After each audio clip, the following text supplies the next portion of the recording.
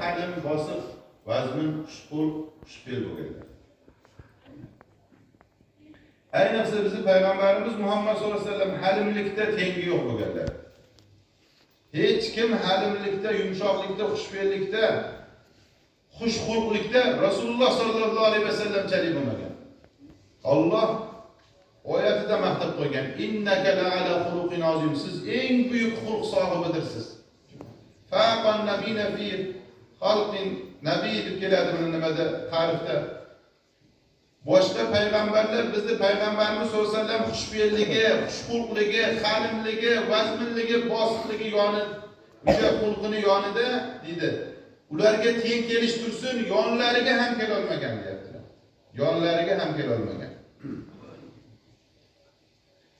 Rasululloh sollallohu alayhi vasallam aytadilar: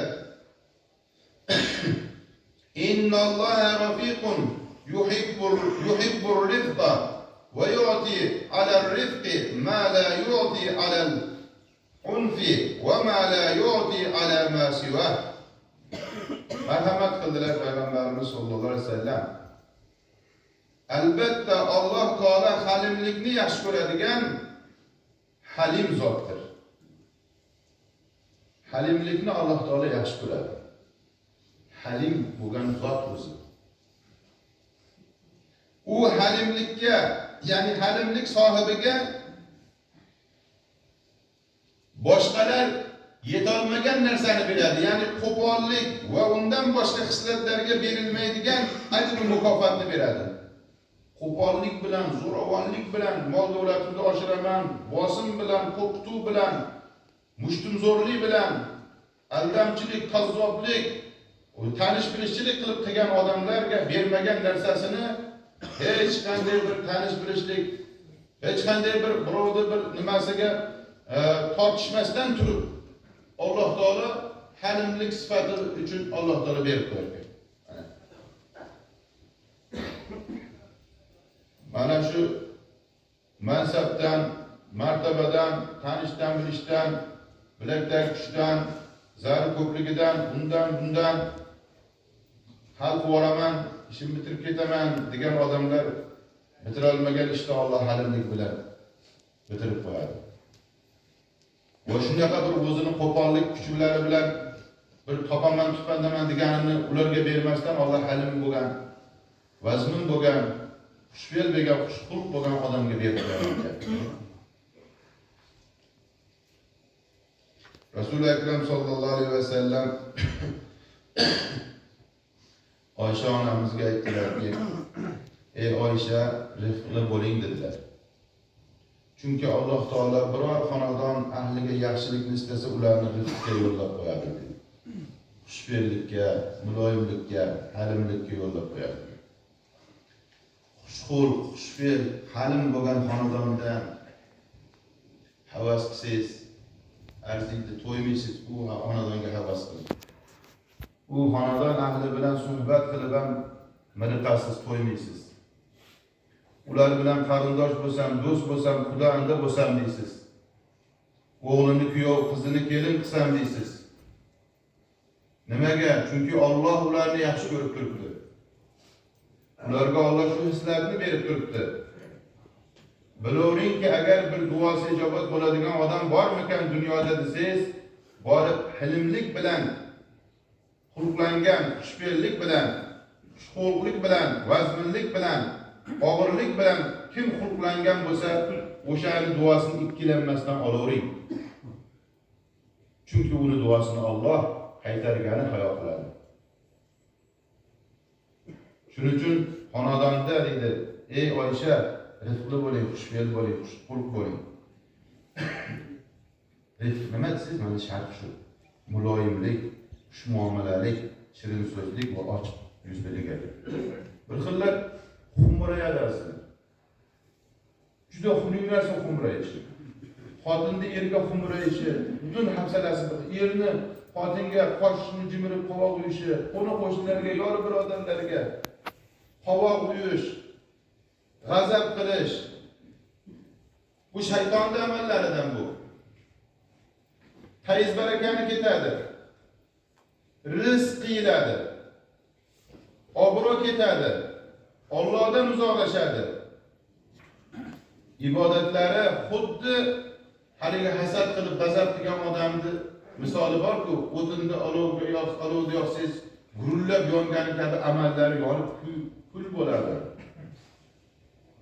Lekin rizqli odam xushxulqli odamga farishta to'la bo'ladi. Allohning rahmati yog'iladi. Barakasi yog'iladi.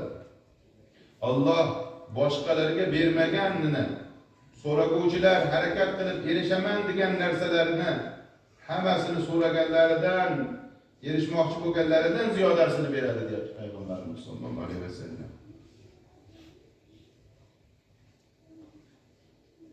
Shuning uchun azizlar, biz mana shunday xulqni sohibi bo'lishligiga harakat qilishligimiz kerak ekan. Yana eng go'zali azizlar, eng go'zali. Payg'ambarimiz sollallohu alayhi vasallam aytdilarki, sizlarga do'zax harom bo'ladigan kishini aytaymi dedilar. Hay Rasululloh ayting dedilar. U zot og'ir, bosiq, muloyim, ko'ngli yaqin, muomalasi oson kishi dedilar. Qarang. Bunaqa odam chiqib qoladi ichimizda. Muomalasi ham yumshoq. Bir xil odam bilan borib so'rasangiz ham so'rashmaydigan narsa, bir halol so'rasangiz ham yo'qmi? Nimaga yaqin kelyapsan? Nimaga mendan halol so'rayapsan? Sizni ko'rgimiz keldi, sog'indik, yaqin oldik. Nimaga degan savollar. Qanaqadir uzoq o'zini tutadi.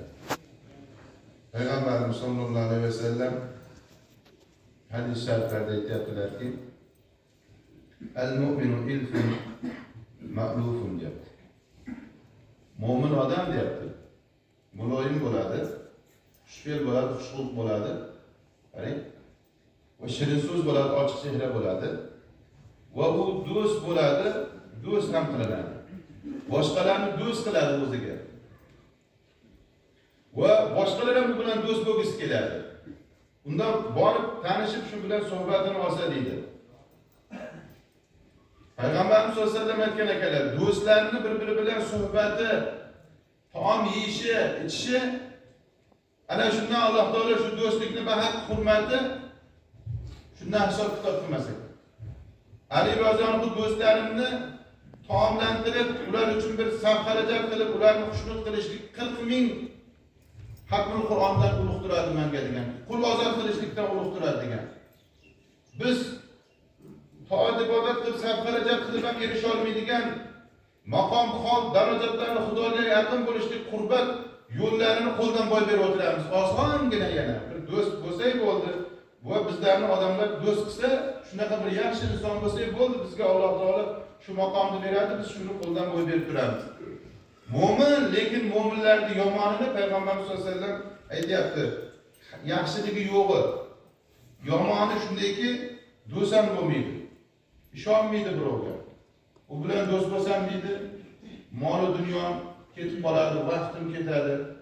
Undan ko'ra nafsimni rohatini qilganim yaxshi emasmi deydi. Kayfimni qilib yurganim yaxshi emasmi deydi.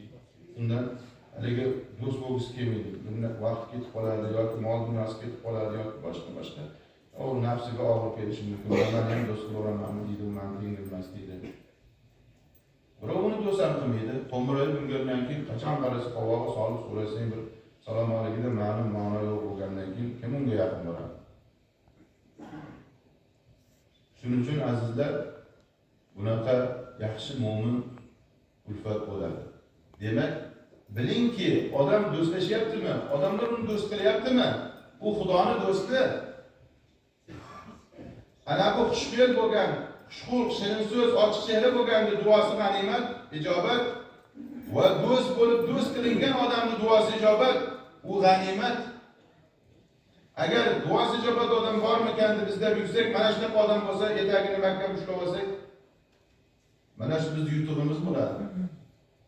Uni fe'lidan, xulqidan bizga o'tib qoladi azizlar. Bizga shunaqa odamlar yetishmay qolyapti. Talashib tortishganda har qadamda, har joningizda topasiz. Lekin bunaqa xushfe'l, shirin so'z, ochiq chehra, muloyim qadim bo'lgan zotni topolmaysiz. Payg'ambarimiz sollallohu alayhi vasallam aytdilarki, sizlarning yaxshilaringiz yaxshilik umid qilinadigan bir odam bilan bemin erkin gaplashishni ko'nglingiz tortdimi, demak yaxshi odam. Shu bilan hozir sal gapsam, yarimta gap kam, bittasi ko'p bo'ladi desangiz, demak bo'ldi. Uni bilavering, uni bahosi tayin odam.